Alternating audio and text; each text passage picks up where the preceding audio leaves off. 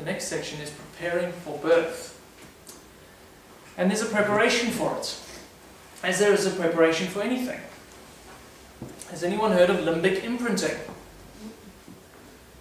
This is something almost no one knows about, and it's absolutely essential and imperative for us to know about now.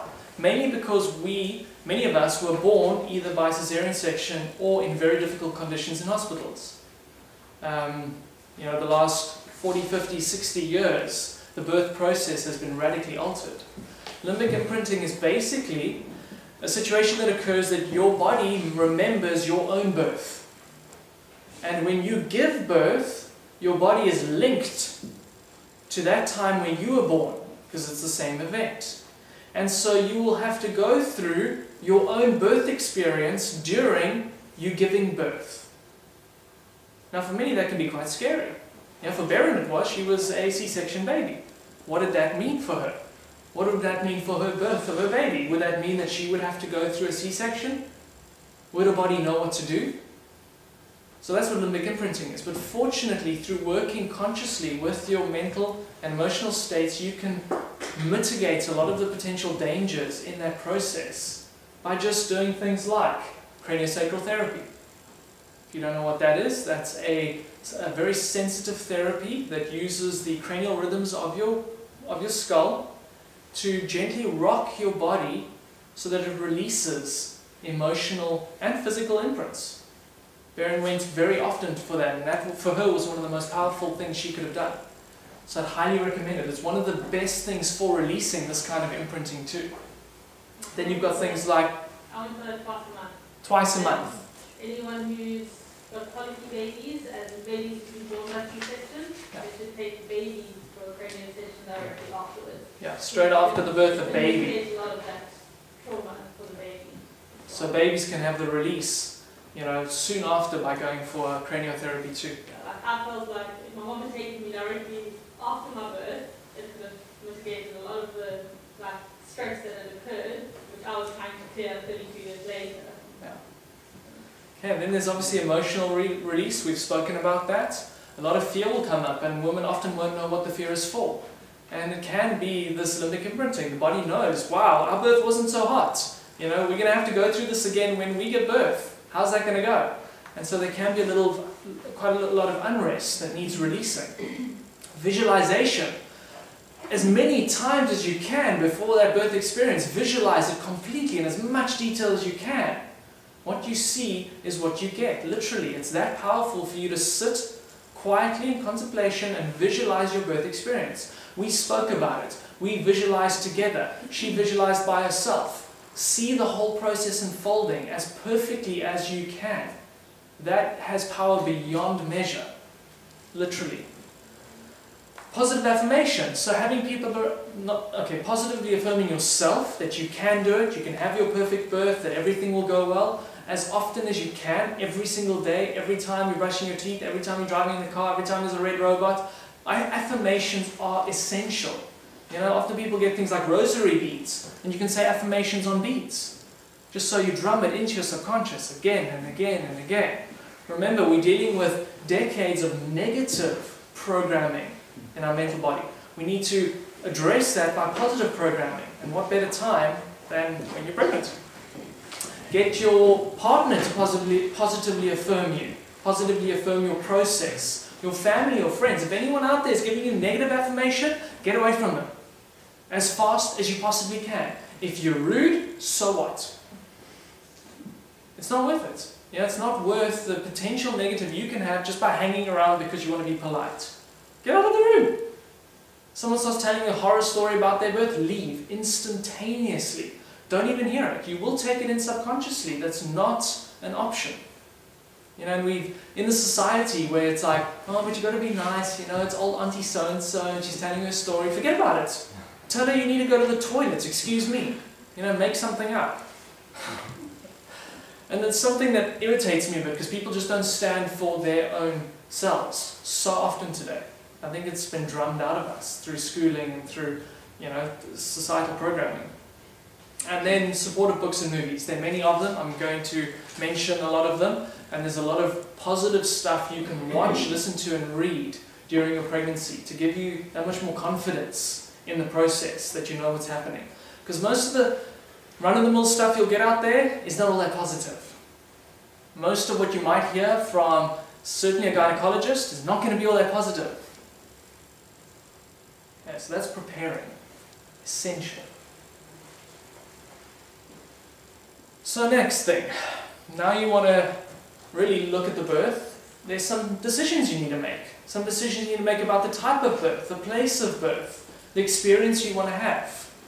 Are you going to get a midwife? Do you have a gynecologist? Do you want to have it at home? Are you going to go to hospital? You know, what about a cesarean section? Is that okay? All these questions, people don't know. I mean, we went to antenatal classes and I was absolutely shocked. People were absolutely clueless. I was actually clueless before I got into the pregnancy, completely clueless. The stuff that I learned through our pregnancy, I would say from a personal development perspective, was more profound than 10 years of work I'd done on myself previously. Going to courses, lectures, seminars, retreats, trying to deal with my stuff.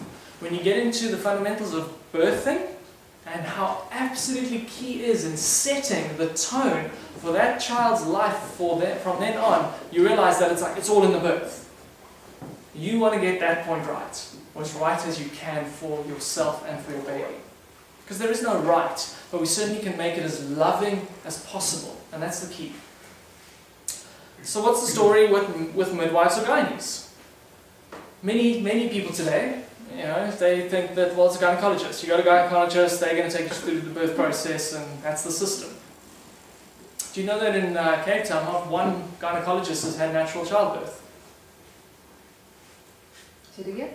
Not one midwife, gynecologist in Cape Town has had, female gynaes, has had natural childbirth. All been cesarean sections.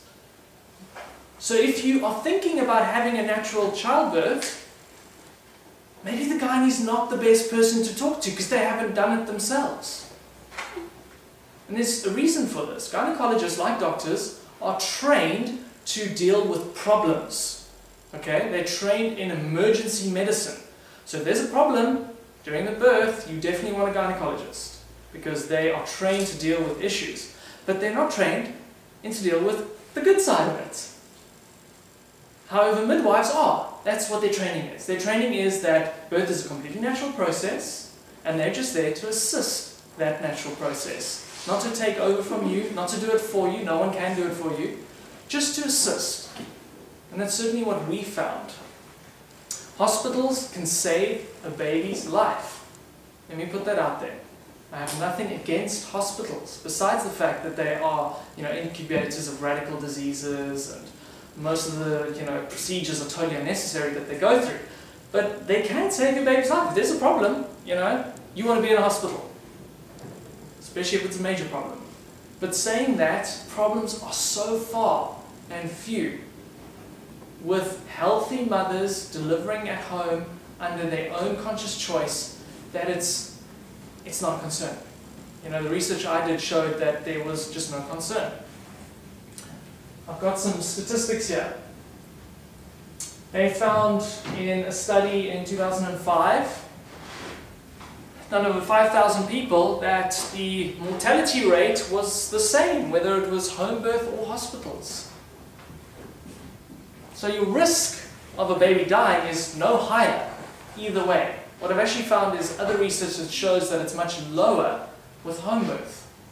So often people think that it's safer to give birth in a hospital. The statistics do not bear that out. It is not safer to give birth in a hospital. What has been shown in the statistics is that intervention rates were radically higher in hospitals than with home birth. So what is an intervention? Giving drugs, spinal blocks, cesarean sections, inductions.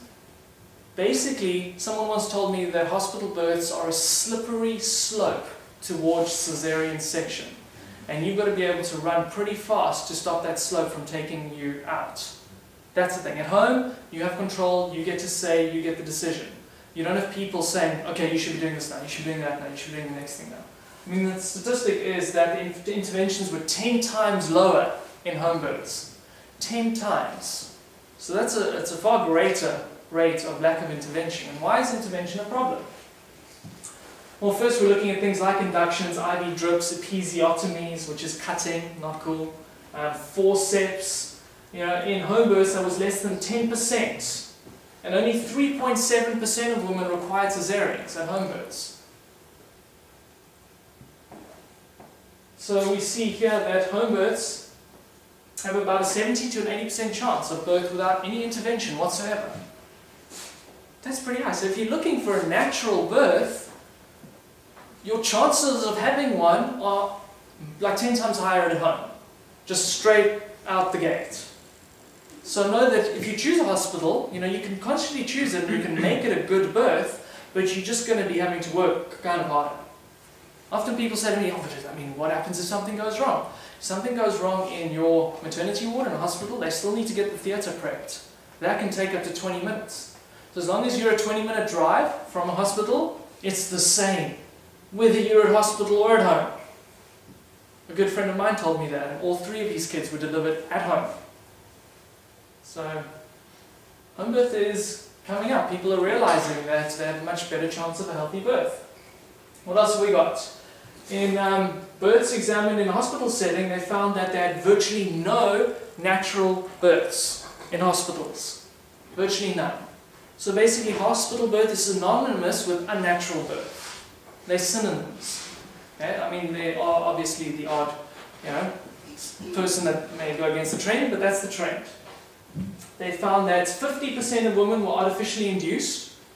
So that means someone decided that the labor wasn't progressing. We'll get into that a little bit later. So they induced them. And as soon as you induce someone, you basically arrested the woman's natural body system designed for birthing. So once induction is there, look, the wheels will fall off, and it's very likely you're going to end up with some kind of forceps, suction, or straight out cesarean. That's just what the statistics show. What else have we got? 75% had an epidural. So epidural is where you have almost no feeling down there. And I asked the question once. I said, how can you give birth without feeling the baby coming out? The body doesn't know what's happening down there. And that's often why they need to pull the baby out, because the body's natural process is completely arrested, because there's no feeling anymore. So it's like it's driving down a highway without any headlights. Feeling are the headlights. So you headlights out. Okay? We're going to have problems, clearly. 33% gave birth by C-section. These are American stats. They're very few for South Africa. What I did find for South Africa, this one here, is that we have one of the highest rates of cesarean section in the world at 70%. 70%. That is radical. One of the reasons, obviously, is that your medical aid will cover it. And often women think, well, it's safer, I book in the time, happens, I'm home, no issue. But I'm jumping ahead of the game here. Let's look at cesareans. What's the story there? What's happening? So the complications associated for even low-risk healthy babies are numerous. So there are complications associated with it. People don't realize that a cesarean section is major abdominal surgery. Any surgery, even putting a needle in your arm, carries risk, because you're altering a body process in an extreme way. So cesarean, it's major surgery, and that's something that often people don't realize in thinking about their birth process. So what can happen? Increased risk of respiratory compromise, low blood sugar, poor temperature regulation, slow neurological adaptation after birth, differences in levels of hormones regulating many body systems, depressed immune function. Those don't sound great, and that's what most babies have to deal with after they're born. The most significant risk for babies being born through cesarean section is they are denied probiotics. They are inoculated through the vaginal canal in natural birth. Their system is then filled with probiotics, and probiotics account for about 75% the functioning of our immune system. So if that baby doesn't get those probiotics through natural birth, you're basically hamstringing the immune system. And that's a lifelong process. They're finding that that's not repairable. Even one dose of antibiotics at any stage in a person's life creates irreparable damage to the intestinal flora. So although you may survive the disease that the antibiotics supposedly saved you from, there is irreparable damage that's happened. Because you've killed bacteria, that's the point of it. So it explains why babies born by cesarean sections have increased susceptibility to get infections, asthma and allergies later in life. You know, guys, nature doesn't make mistakes. We have a certain birth process for a reason. We mess with that enough, and we mess with the natural order of things, and then there are going to be problems. That's what I found researching food for so many years. You mess with the food chain enough, you're going to end up with problems. You mess with any natural system enough, and there's going to be issues. You know, I have to say in all of this, that there are the rare case, you know, it was 3.7% in the American statistic, where a C-section is necessary to save the baby's life. That's a true emergency cesarean section. And in that case, thank goodness we have the technology available to us. Otherwise the baby would have died. But those cases are rare. We're talking about like 4 people out of 100. You know, rare. So for people to get into a fear state around it is totally unnecessary. Especially if they're already healthy of mind and of body. What I found interesting is I looked on the Discovery Health website and they are now suggesting home births. That's got to tell you something. I mean, you know, insurance companies benefit when they don't have to pay out. And birthing at home is way cheaper than birthing in a hospital. I mean, unbelievably cheaper. We couldn't believe how expensive it was to give birth in a hospital. I mean, we spent like so little at our home birth. That's with midwives, supplements, everything. I mean, we probably spend 10 times less, I would guess. Because we don't have a medical aid for things like, you know, I just don't bother with that kind of stuff because we are healthy. So if they're saying that's a better idea, then I mean, look, it's an indication that something's going on here. What else have we got? The World Health Organization recommends that ultrasounds should be reconsidered. It was something I thought strange. I mean, we were just told, yeah, you go for an ultrasound every couple of weeks, you know, until the end, and then you end up with like 10 odd ultrasounds. And I was like, I'm not so sure. You're sending like a high frequency sound into fluid. I mean, surely that could cause some kind of disruption. No one could tell me. No one knew. You know, even the midwives, they were like, it's really safe. It's not safe. This is the thing, when you start researching this stuff, when the World Health Organization says, and I'll quote it, it is fair to say at the moment, the best research shows no benefit from routine ultrasound scanning and the real possibility of serious risk. We urge you to reconsider all present policy with regard to routine ultrasound scanning during pregnancy, based on the important scientific papers. World Health Organization.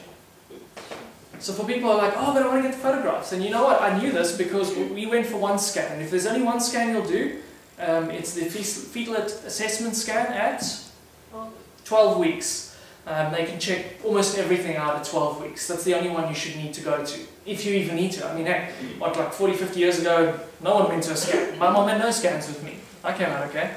Most kids do. The problem with scans is now they get more fear into people. And often the diagnosis a scan gives is inaccurate. Another statistic I found is that at least 10% of scans showing major abnormalities in babies that cause that mother to go for an abortion because of it, post-mortem showed that actually there was no abnormality.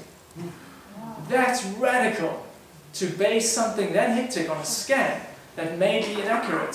Things can also change so quickly in a fetus. There may be an abnormality there, and within weeks, it's gone. So, you know, it's not something that we can trust to the extent people do these days. And sure, there are safer scanning techniques coming out. But for what? If you're healthy, there's one thing that a scan will show you, which is why I recommend the 12-week one, and that's placenta previa. So if your placenta is blocking the passage for the baby, that's going to be a problem, clearly. You know, it's rare, but it does happen. So the scan will show you that. The scan will say, okay, your placenta's up onto the side or above where it should be, you're fine for a home birth. And that's the main thing I look out for. Any questions on all of that before we move along? And again, I'm not an expert in this field, I'm not a midwife, this is just stuff that I found. and that I'm shocked no one else knows about, and that gynaes and people aren't even saying. They say it's really bad for your health to scan, but do they say why or what it does to the baby? It was all in the research papers, but I haven't read through them entirely, so you can certainly find that online. I was actually going to say earlier that what we saw in the 12-week scan is that Katara was at an angle that the scan wouldn't show anything. So she moved the scan around. As soon as she did, she completely freaked out. You could see it in the scan. She started moving violently and thrashing about, and I could feel instantaneously that it was hurting her. And that was the first thing I was like, hang on a moment, is this actually safe? I mean, that was our experience. I was just going to say on the scanning, apart from the 12-week one, I agree with, but later on, like a skilled midwife will actually be able to pick up most of the problems. Absolutely. Purely just by feeding it now. I mean, that's a skilled midwife. Yeah. So, and that's what we found. So a skilled midwife will feel it. She doesn't need the scan. Guide the whole process without any electronics. Absolutely. Well, Peter, Yes. also, I think a lot of women just go with what the professionals are telling them. Yes. You absolutely have the right and option to say no. Yeah. One of the standard processes of working with a midwife if you aim for a home birth is that you've got a backup gynecologist. You have to see her at least twice. We saw her twice. On the second time, which was 36 weeks when you're just about ready to give birth, she said, okay, come through and she's going to check you and wants to give you a scan. I said, go scan. And she also just manually, felt around in my stomach and said, seems like everything's fine. Off you go. We were in there for less than 10 minutes. And she was quite a progressive gynecologist. Often if you say, no, I'm not interested in scans, whoa, they'd be like, why are you possibly even questioning our methods? So be aware of that. Like, you may have to stand in your power and say, like, no, thank you. I'm not worried. There's no need for concern. The growth is fine. The midwife is happy. There's no need for a scan. If the midwife is concerned and she feels there could be a problem, a scan could help. But if she's not concerned, don't worry about it. Like, you've got other stuff to worry about. Not that you should be worrying at all, but certainly not worrying about beaming your child. And what about a mom who has physical problems herself? Because as a doula, would it be responsible of me to say someone who's sick themselves, Sure. don't worry about scans, they're not... No, of course. I mean, if someone's got a disease process already going on in their own body and they're trying to fall pregnant or are pregnant, then you likely have to monitor them a lot more carefully. I mean, I'm generally talking about healthy people here. Yes. I mean, that's really what I'm talking about. Okay. Yeah. No, I mean, what I mean is someone who's got a, like my sister has an autoimmune disease and she's trying to get pregnant at the moment, and she's been given the go-ahead, but it's obviously something she needs to monitor. So. Again, I mean, skilled midwife will feel most of it, and you don't have to take 10 scans. So do the ones that are essential at that point. Because often they'll just do them either routinely or like as just an in case. And you can only be so sure with a scan. It can't give you all the answers. So moving along, what about pain? I think this is one of the reasons women give their power away. They've heard that it's painful. Birth. It's the greatest pain you're ever going to experience, some people are told. Hey, birth is not a walk in the park, I'll tell you that much. I mean, we went through it, the two of us. It's not a walk in the park. But pain is something very different, because the body has natural systems to help a woman cope with the pain. Those systems have been refined over millennia of us giving birth. And when those systems are messed with, they can't effectively prevent the pain, and that's when women are like, give me a block in my back right now, I can't take it. Because there's been some artificial hormone pumped in, or something that's happened to block that woman's sense of safety. And that is the key thing. If you are stressed, feel uncomfortable or unsafe, you're going to find it very difficult to have natural pain-free birth. Every mammal out there will go in the dark, somewhere completely alone, somewhere away from any danger to give birth. Humans do it in bright lights, with their legs wide open, and droves of people walking in and out, having a look. I mean, who can relax with that? Seriously? That's what they do. It's like, oh, this doctor's coming through, I'll have a look at your private parts too. I'm sorry? How is that relaxing for a woman? I mean, it's absolute abuse as far as I'm concerned, but certainly not a position for relaxation. Unless you can relax and let go, it's not going to happen. You will clamp up like a clam. So if the room is dark, if it's quiet, if you've got the support of your husband or your partner and of a doula or a midwife, you've prepared, you know what, your body can let go. Your mind can actually let go to your body process, which is the key. Which is why I say closing the conscious mind, because in birth, that's what happens. Your conscious mind goes to sleep and another part of you takes over. That part of your mind is very deep-seated. And that's the part we want there. That's why you don't ask a woman in labour what the time is, or where she left the car keys. Because now she's got to access her conscious mind. It arrests the labour. You don't do that kind of stuff. What else have we got? What we found is that raw foodists tend to have shorter labours. They tend to. Now, I don't think anyone knows why at this point. There's certainly no research that I've found that's been done on it. We had, what was it, 6 hours? For a first birth.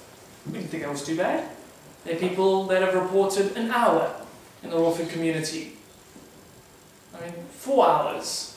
Certainly not like 12, 24-hour mammoths, what people often experience. I mean, you can imagine.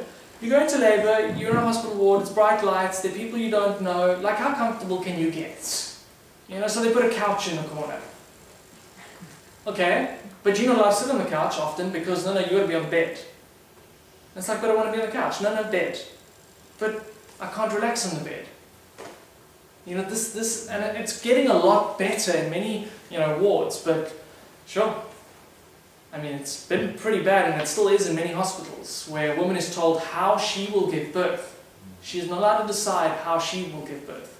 And that is the most, I believe, the most disgusting thing that anyone can do to someone else. Telling them how it is that they should be giving birth. I mean, if you've got a birth coach with you, a trained doula or trained midwife, they're going to assist you, they're going to give you tips, they're going to give you pointers, they're going to say, well, do this, do that, as guidance. It's very different from saying, stay on your back with your legs in the end stirrups and don't move. I'm surprised any woman gave birth like that. I'm surprised any woman allowed herself to go through that in the first place. I would have burned the hospital down. I mean, look, that's kind of far out. Don't burn the hospital down, but, like, agendas in me anger to that degree. And I don't do anger, but, it's a remnant. It's just crazy what people allow themselves to go through. Water birthing. Water really helps relieve pain. So being in water. We had a birth pool, filled it up with water, and Baron spent most of the labour in the water. And as soon as she got out the water, I was like, ooh, hang on a moment, more gravity, no, back in. Especially during hard labour.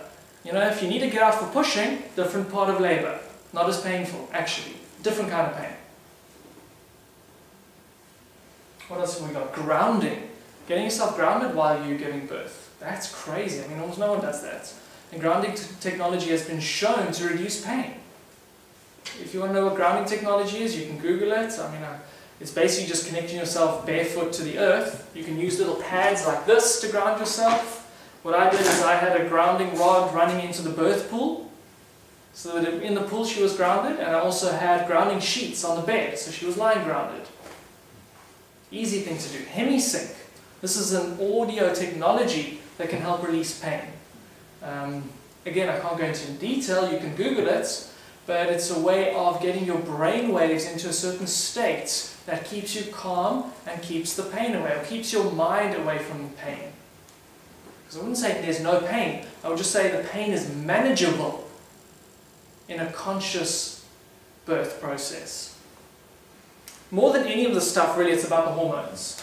So you've got things like estrogen, progesterone, oxytocin, beta endorphins, prolactin, and a whole bunch of other stuff. These hormones all cascade in the system at the time of birth. They've been doing so for millennia. And they are designed specifically to relieve the woman of pain, and if not totally relieve the woman of pain, relieve her of any memory of pain. Which amounts to kind of a similar thing. So it's been said that oxytocin is the hormone of love because it's released when we are involved with sexual activity, with orgasm, with birthing and breastfeeding. Oxytocin floods the system in particular intervals during the labour to release any feelings of pain. It's amazing. It's like the body's designed to cope. As soon as you get artificial oxytocin, which often they'll do in a hospital, you arrest the body's natural release of it, and from then on you're on that slippery slope I spoke of, because you've interfered with the body's process.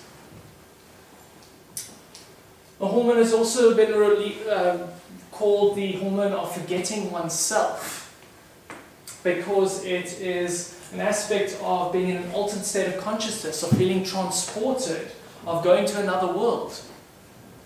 Birth, I mean, I'm kind of jealous, because birth is actually one of the few experiences of ultimate peak connected state that's available to humans, where you can actually be in a state of oneness that is so beyond this physical life. Yeah, people sometimes glimpse it, whether it's in religious ecstasy, in meditation, or sometimes with drugs. But you know what? Birth does it naturally. Puts the woman straight in contact. She's bringing the spirit through. She's got to have a bridge, so part of her is connected to the place that that spirit is coming from. There's no other way. She's got to fetch the baby. That's how Baron described it to me afterward. That's what I saw in her experience of it. So it's an absolute spiritual experience. Very hard to have a spiritual experience when you're sitting in a hospital with bright light shining in your face and someone screaming at you to do this and do that. Know what I'm saying? I know the pictures are bad. I just found a few. This one comes out, the one on the left comes out of birth as, comes out of Birth without violence. Birth without violence, thank you. I was going to talk about it in a moment. That's what they used to do with babies. Hang them by their feet and slap them on their backs until they started breathing. Can you believe it? I mean, babies often scream like murder when they're born in a hospital or cesarean section, and often mothers are like relieved. Oh, my baby's screaming. Babies don't need to scream when they're born. How about that? The guy who wrote Birth Without Violence says that he had problems in his practice, MD, because women were giving birth and the babies were not crying. And the woman would flip out because they would think they had had stillborn. And then he would tell them to calm down, your baby is absolutely fine, babies do not have to scream when they are born. Now often there will be a reaction in the breath, which will obviously be crying, but certainly not that kind of bloody murder scream. Different thing altogether. You know, this is a picture of Katara an hour after she was born. I didn't have to, it's a very bad photo because it was dark, the whole room was dark, so it was, but you can kind of see. Like we put her in the bath, the umbilical cord still attached, and it was like just completely calm. Yeah, chilled. There's been a major transition for sure from inside to outside, but done consciously. There doesn't have to be a shock involved. And that's the key. That's what our purpose was in the birth process, to lessen the shock. It's the biggest shock you'll have in your entire life, being born. I believe that dying is actually easier than being born. But I haven't died yet, so I can't be sure. Although part of me tells me it is. And I mean, these are the two books. I'm just going to mention it here. Birth Without Violence is that one there, by Frederick Boyer.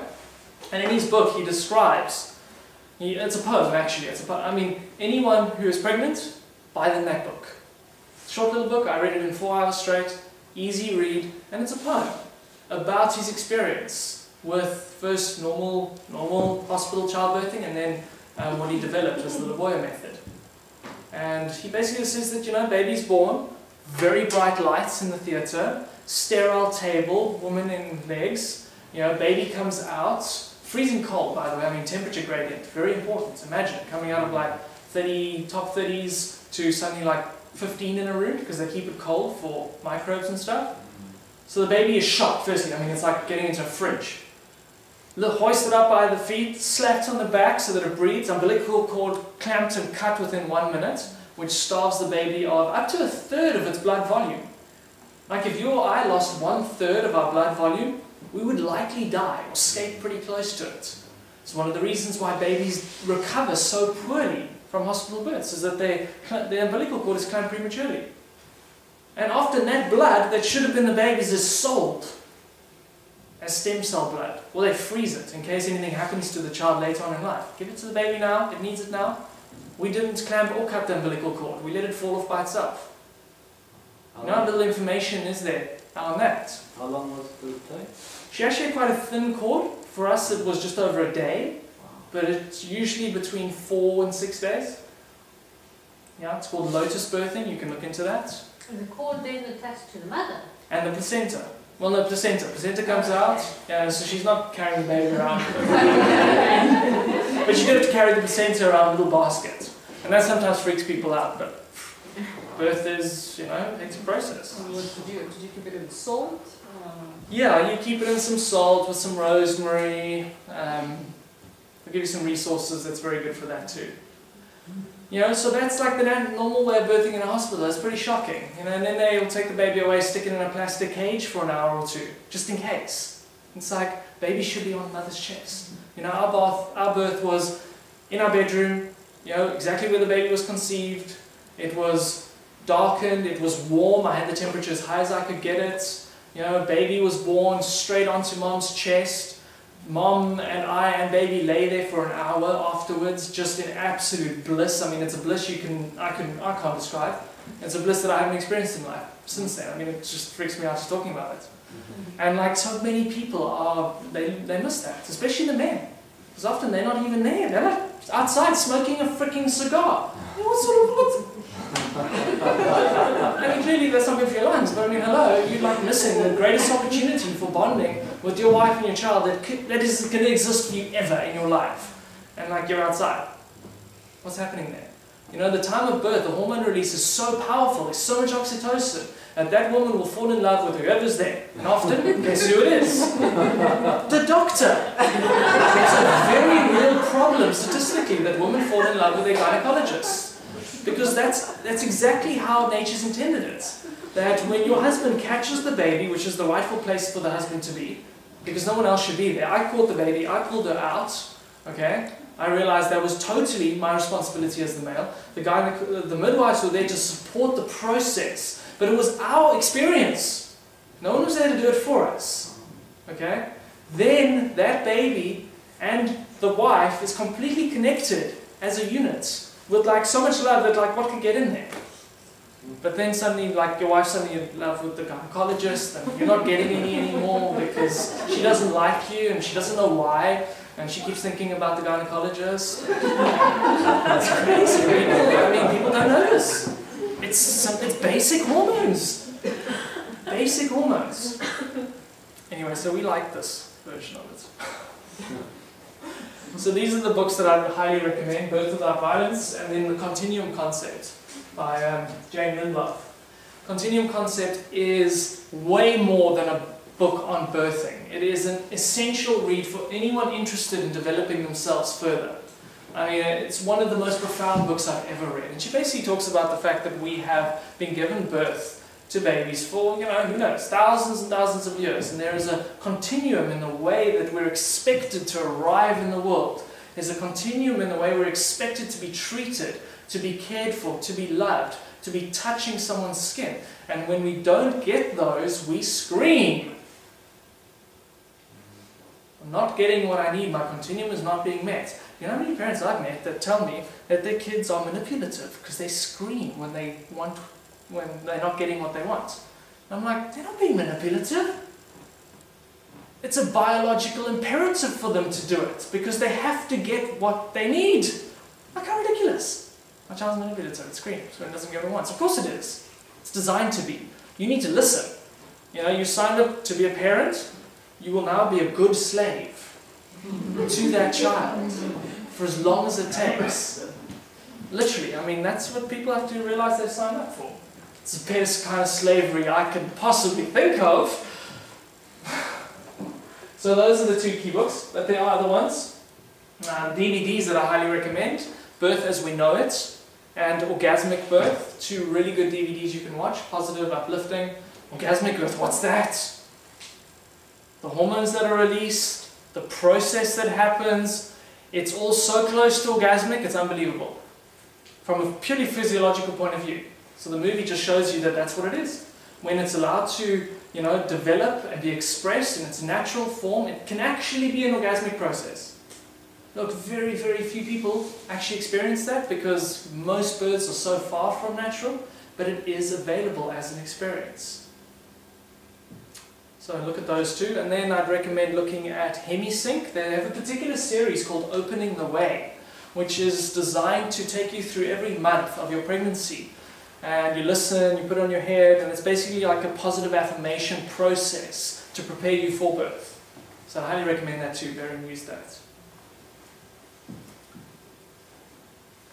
There's more. Shall I keep going?